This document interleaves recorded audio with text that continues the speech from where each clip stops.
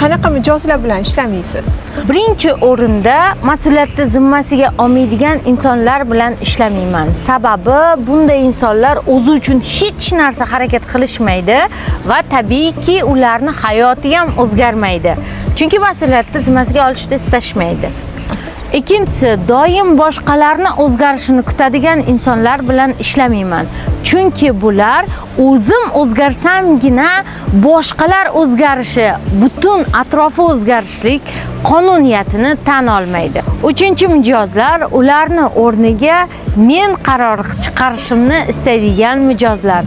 Erim bilan ajrashaymi, ajrashmaymi, bu ishga kiraymi, kirmaymi, hech qachon psixolog sizni o'rningizga qaror chiqarmaydi.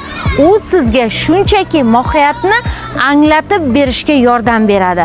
Qarorni doim siz chiqarasiz. Sizchi psixologlardan nima kutasiz? Izohlarda fikringizni yozib qoldiring.